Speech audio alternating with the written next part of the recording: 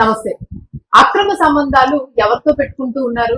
ఏం చేస్తూ ఉన్నారు? ఏ రకమైన హత్యలు చేస్తూ ఉన్నారు? అనేది ఇప్పుడు చాలా కొత్త ట్రెండ్ లాగా మారిపోయింది అందరికీ కూడా. సో ఇది చాలా మందిలో భయాన్ని కలిగిస్తుంది. సో ఈ రోజు చౌటుప్పల్లో జరిగిన ఒక సంఘటన నిజంగానే సిగ్గుచేటుగా ఉంది. మరి దీనికి సంబంధించి ఏం జరిగింది? సీనియర్ జర్నలిస్ట్ దాము బాలాజీ గారి నుంచి మనం తెలుసుకుందాం. నమస్తే. నమస్తే. సార్, ఇది చౌటుప్పల్లోన పిన్నితో అఫైర్. సో ఇది మరి దారుణమైన సంఘటన. సో పిన్నితో అఫైర్, బాబాయిని హత్య చేయడం, అసలు ఏం జరిగింది? చౌటుప్పల్లో ఇప్పుడు అది తెలంగాణ రాష్ట్రంలో కొద్దిగా సంచలనంగా మారింది. ఎందుకంటే పిన్నితో అఫైర్ అనేది రెగ్యులర్ గా మనం వినము. సొంత పిన్నితోనే అఫైర్ పెట్టుకొని బాబాయిని అతి దారుణంగా పొలంలో కొట్టి మరి చంపేశాడు. సో ఇది షాకింగ్ గా ఉంది. సో పిన్ని రోల్ ఏంటి, ఈ అబ్బాయి ఎవరు, చంపిన అతను చేసిన తప్పు కూడా ఉంది దీంట్లో. మనం చాలాసార్లు చెప్పుకునే తప్పేది.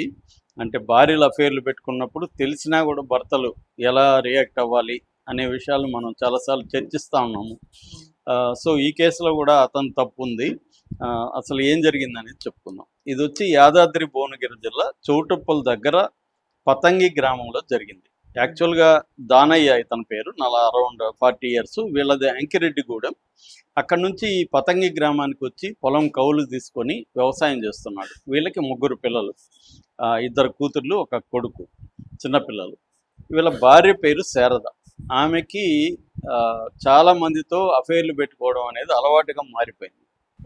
సో ఇదేమి అన్న కొడుకుతో మాత్రమే అఫైర్ కాదు, ఆమెకి రెగ్యులర్గా అఫైర్లు ఉన్నాయి. ఆమెకి సోషల్ మీడియాలో పలు డిఫరెంట్ అకౌంట్లు ఉన్నాయి. ఆ అకౌంట్లలో ఆమె సోషల్ మీడియాలో స్నేహాలు చేయడం, చివరికి రాజకీయ నాయకులతో కూడా అఫైర్లు ఉన్నాయి ఆమెకి.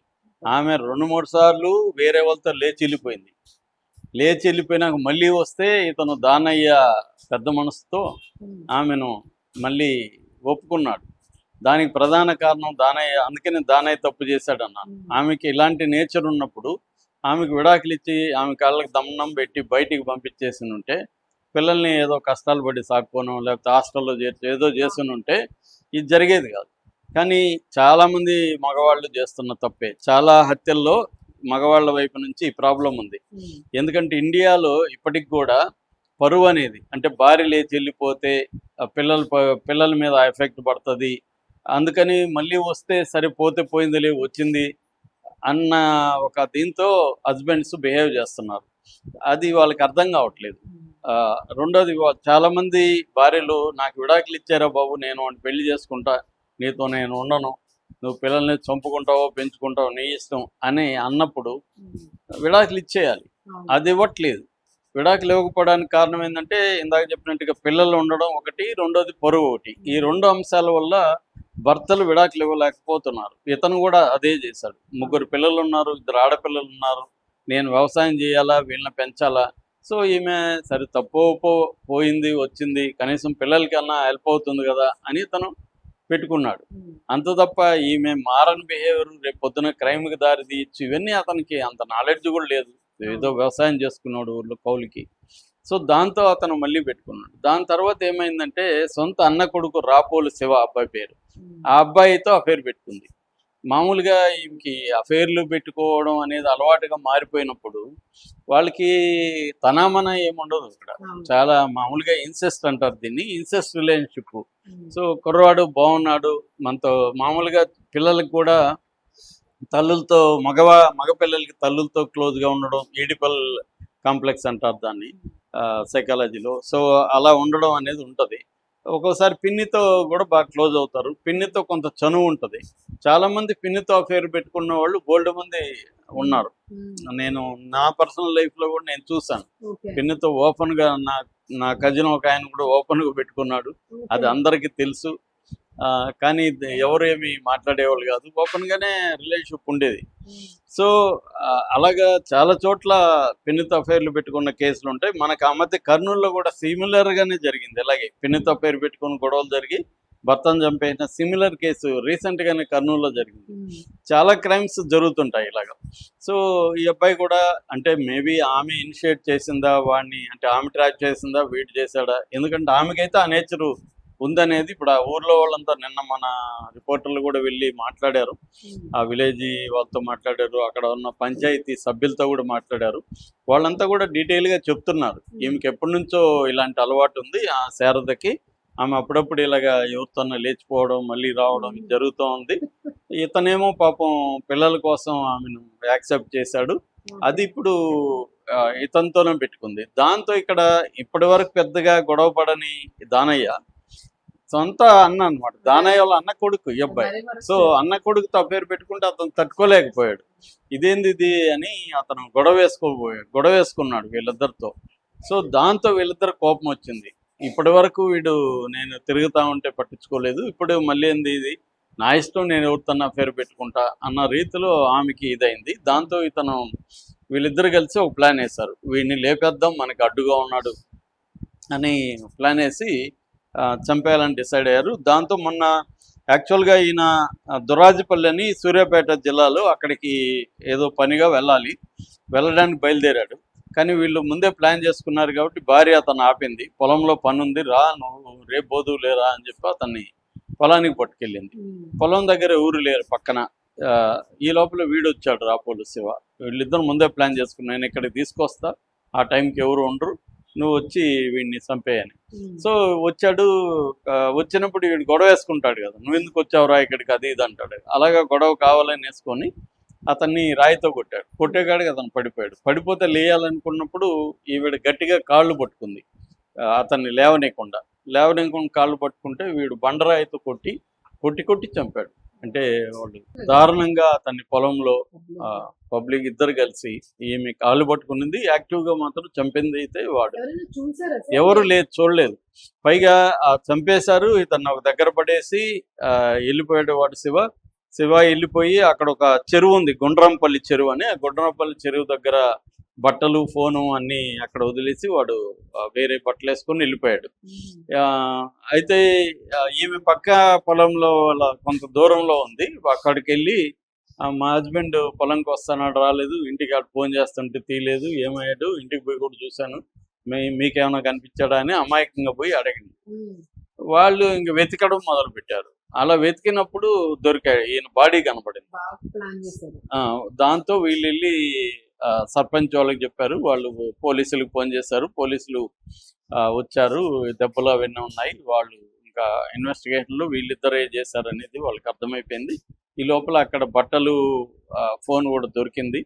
దాంతో ఇతన్ని పతంగి టోల్ ప్లాజా దగ్గర పారిపోతుంటే ఈ అబ్బాయిని పట్టుకున్నారు, ఆమెని పట్టుకున్నారు. వాళ్ళిద్దరు కూడా కన్ఫెస్ అయ్యారు, మేమే చంపామని. సో అది బేసిక్గా జరిగిందనమాట. అంటే మనకి చాలాసార్లు చెప్పుకున్నట్టుగా స్త్రీలకి అఫైర్లు ఏర్పడి వాళ్ళు అదేదో వన్ ఆఫ్ ఎ కైండ్, ఎప్పుడో ఒక అఫైర్ ఏర్పడింది, నేను ఇంకా అఫైర్లో ఉండను అని ఇది ఉండి ఒక సెటిల్మెంట్ వస్తే బాగానే ఉంటుంది.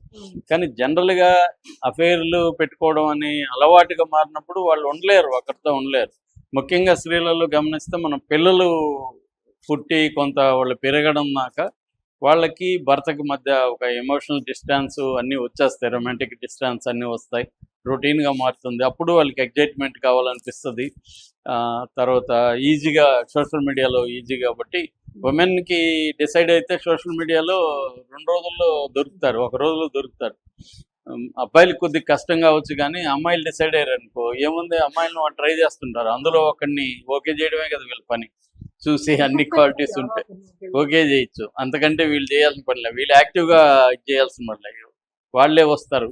అంటే వలేసి కూర్చుంటే వాళ్ళే పడతారు అన్నట్టుగా. సో అంత ఈజీ అనమాట. అందుకని భర్తలు ఇప్పుడు జాగ్రత్తగా ఉండాల్సిన అవసరం ఉంది. అలాగా భార్యలు రెగ్యులర్గా పేర్లు పెట్టుకొని, మనం ఆ మధ్య కూడా సేమ్ స్టోరీ చెప్పుకున్నాం. వెళ్ళొచ్చిన ఆమెని మళ్ళీ రప్పించాడు, అతన్ని చంపేశారు. సేమ్ అదే అనమాట. చాలా కేసుల్లో వెళ్ళిన వాళ్ళని వదిలేసి సెటిల్ చేసుకోవాలి. పంచాయతీ చేస్తావా లీగల్గా వాళ్ళకి సెటిల్ చేసుకొని నువ్వు ఇది ఉంటే, ఇప్పుడు ఈమెను వదిలేసి ఉండుంటే ఈమె వాళ్ళ అన్న కొడుకు తప్పేరు పెట్టుకొని ఆమె పాటికి ఆమె ఉండేది, ఇతన్ని చంపేది కాదు. అంటే 2 కారణాలతో చంపుతున్నారు. ఒకటేమో విడాకు లేకపోవడం, రెండోది భర్త ఏం చేసినా చంపుతారు. అంటే అర్థం ఏంటి, వాడికి ఆస్తి ఉన్నింది అనుకో, ఆస్తి కోసం చంపేవాళ్ళు భర్త విడాకులు ఇచ్చినా కూడా చంపచ్చు కదా వాళ్ళు. కాబట్టి ఆ 2వ కారణం కూడా ఉంది. బట్ మెయిన్ రీజన్ చాలా చోట్ల జరిగేది ఏంటంటే తన భార్య అఫైర్లు పెట్టుకుంటుంది తెలిసి కూడా విడాకులు అడిగినా కూడా ఇవ్వకపోవడం భర్తలు తప్పు. వీళ్ళు కూడా మారాల్సి ఉంది. పరువు కంటే కూడా ప్రాణం ముఖ్యం అనేది అర్థం అవ్వాలి. మన దేశంలో ఇప్పటికి కూడా ప్రాణం కంటే పరువే ముఖ్యం అనే ఒక కాన్సెప్ట్ ఉంది. అది బతకడం ఇంకా మొన్న కాకినాడ ఆత్మహత్యలు కూడా అదే, పరువే వాళ్ళు ఇంపార్టెంట్ అనుకున్నారు. సో అందువల్ల ఇది మారాల్సిన అవసరం ఉంది. పరువు అంటే కూడా ప్రాణం ముఖ్యం. ఇవాళ పరువు ఏముంది, ఎవరు పరువు నిర్ణయిస్తారు. సో ఎవరు మోరల్ యాంగిల్లో డిసైడ్ చేస్తాడు, మంది కరెక్టా కాదని చెప్పే హక్కు ఎవరికి లేదు ఇవాళ. కాబట్టి పక్కనోడిని పట్టించుకోకుండా తన భార్య లాగా ఉన్నప్పుడు భర్తలు ఆమె కాళ్ళకి నమస్కారం చేసి, తల్లి నువ్వు వెళ్ళు, నీకు విడాకులు ఇస్తానని చెప్పి కాన్సెన్సువల్గా విడాకులకి అప్లై చేసుకొని ఆ పిల్లల్ని ఎలా పెంచుకోవాలో చూసుకోవాలి. ఆ కష్టం పడచ్చు, తప్పులేదు. ఒకవేళ ఆమె పిల్లలు కూడా వద్దనుకుంటే, చాలామంది ఇలాంటి వెళ్ళేవాళ్ళు పిల్లల్ని కూడా వద్దనుకుంటారు. చాలామంది పిల్లల్ని చంపేస్తూ ఉన్నారు ఈ మధ్య, పిల్లల్ని భర్తల్ని ఇద్దరిని కలిసి. ఆ మధ్య కూడా ఇలాగే సిమిలర్గా ఆమె వెళ్ళిపోయినా మళ్ళీ పిలిచాడు, పిలిచినప్పుడు ఆమె మళ్ళీ ఆ పేరు పెట్టుకొని వీడిని చంపేసి, వాడు పిల్లోడు చూశాడు ఏడుస్తున్నాడని వాడిని చంపేసింది. చంపి ఇతని బాడీని ఆ పిల్లోడి మీద వేసి ఈయన పడితే చనిపోయాడని చెప్పింది. సో సిమిలర్ కేసు అది, దాంట్లో పిల్లోడు కూడా చనిపోయాడు. సో ఇప్పుడు ఏమైంది, ఇతను జైలుకి వెళ్ళాడు, దానయ్య చనిపోయాడు, ఆమె శారద జైలుకి వెళ్ళింది. పిల్లలు ముగ్గురు చిన్నపిల్లల పరిస్థితి ఏంటి, వాళ్ళ అనాథలు అయిపోయారు. భయం లేదంటే చాలా మంది ఏముందంటే, నేను చాలాసార్లు చెప్తుంటాను కదా, మన లీగల్ సిస్టమ్ ఎలా ఉంటుందంటే 100కి 63 మందికి మాత్రమే శిక్ష పడుతుంది ఇండియాలో. 100కి 37 మందికి శిక్ష పడుతుంది. 63 మంది తప్పించుకుంటున్నారు లెక్కల ప్రకారం. సో విక్టిమ్ వీక్గా ఉన్నప్పుడు ఈజీగా సిస్టమ్స్ని మెయింటైన్ చేయొచ్చు. ఇక్కడ పోలీసుల్ని మెయింటైన్ చేయొచ్చు, లీగల్ సిస్టమ్ని మంచి లాయర్ని పెట్టుకొని చేయొచ్చు. సో ఇక్కడ ఏంటంటే ఐ విట్నెస్ లేదు, కొట్టి చంపినట్టుగా. పోలీసులు మిగతా ఎవిడెన్స్ని పట్టుకొని దీన్ని కేసుని బిల్డప్ చేయాలి. చాలా కేసుల్లో చేస్తున్నారు, కానీ 37% కేసుల్లోనే మనకి వాళ్ళకి దాని ఏమంటారు శిక్ష పడుతుంది, కన్విక్షన్ పడుతుంది. మిగతా 63% కేసుల్లో శిక్ష పడదు. అందుకనే ధైర్యంగా చంపేస్తున్నారు.